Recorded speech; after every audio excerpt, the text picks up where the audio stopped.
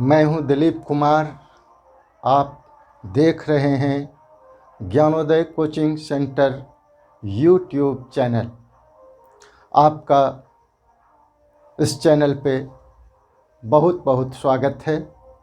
आज बायो का complete syllabus लेकर मैं आया हूं और संक्षिप्त में सारी जानकारी आपको मैं दूंगा और आगे के क्लास में सिलेबस के हिसाब से आपको बारीकी से एक एक बिंदु पर पूरी तैयारी करवाया जाएगा।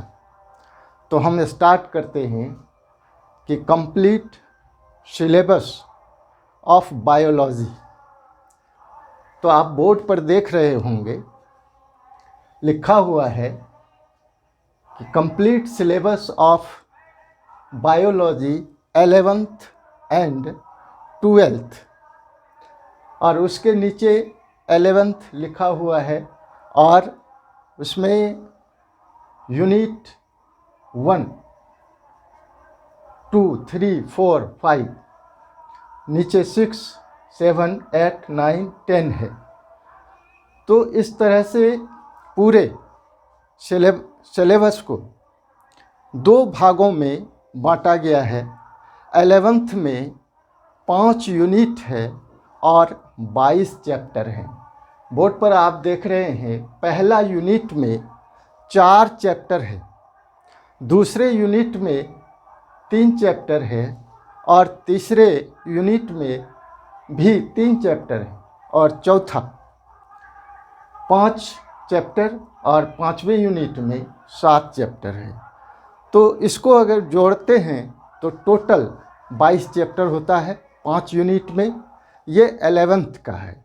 और आप NCERT के बुक में अगर देखेंगे तो 12th क्लास का जो सिलेबस है उसमें यूनिट 6 से शुरू होता है। 6, 7, 8, 9, 10। तो इसका आधा भाग 12th में है और 12th में भी 5 यूनिट है टोटल, और इसमें 16 चैप्टर है। तो आप देखें कि 6 यूनिट में चैप्टर की संख्या 4 है और 7वें यूनिट में चैप्टर की संख्या 3 है और 8वें यूनिट में चैप्टर की संख्या 3 है। फिर 9 यूनिट में चैप्टर की संख्या 2 है। फिर 10 यूनिट में चैप्टर की संख्या 4 है। इस तरह से टोटल को जोड़ते हैं तो 16 चैप्टर बनता है, यानी 11वीं और 12वीं दोनों का यूनिट मिलाकर के 10 होता है और चैप्टर की टोटल संख्या 38 होती है, जो बोर्ड पर लिखा हुआ है। टोटल यूनिट की संख्या 10 और टोटल चैप्टर की संख्या 38 है। तो इसको हम मुख्य रूप से फोकस करना चाहते हैं 12th के एग्ज़ाम के लिए, जो तैयारी आपकी इस चैनल के माध्यम से करवाई जाएगी। तो 12th का जो सिलेबस है ये 5 यूनिट 6, 7, 8, 9, 10 5 यूनिट, और पहला है चैप्टर यूनिट 6 में 4 चैप्टर है और इस 4 चैप्टर में पहला जो चैप्टर है उसमें है जीवों में जनन, और दूसरा चैप्टर है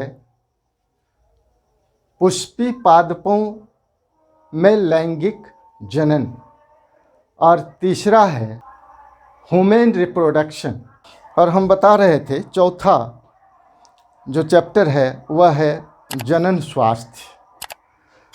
और इस फर्स्ट यूनिट का जो ये 4 चैप्टर आपको बताया गया, जीवों में जनन, पुष्पी पादपों में लैंगिक जनन, मानव जनन और जनन स्वास्थ्य, इन चारों चैप्टर को हम जो है एक एक चैप्टर को लगभग 2-3 वीडियो बना करके एक एक चैप्टर का मैं डालूँगा और एक बेहतरीन क्लास आपको देने का मेरा प्रयास है और इससे आप काफ़ी लाभान्वित होंगे।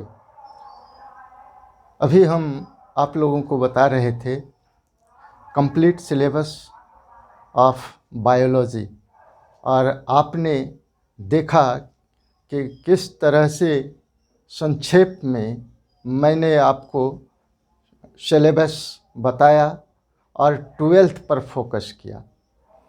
अब मैं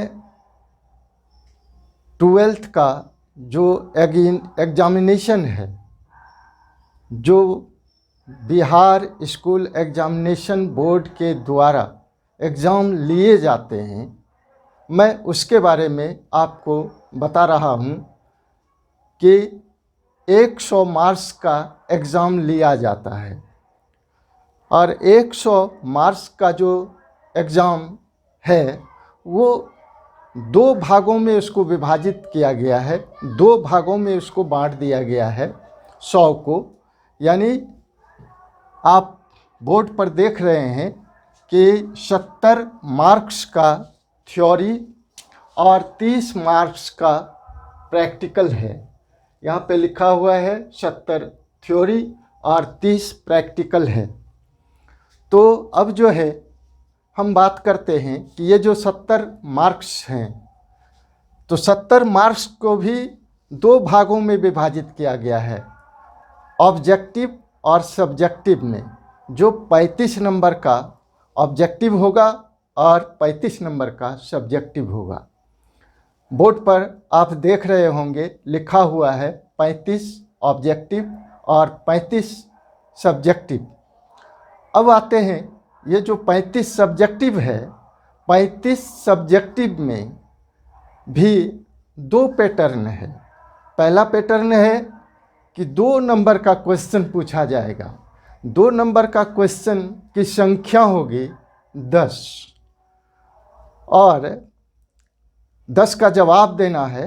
क्वेश्चन की संख्या जस्ट डबल होगा और फिर उधर 15 मार्क्स बच जाता है।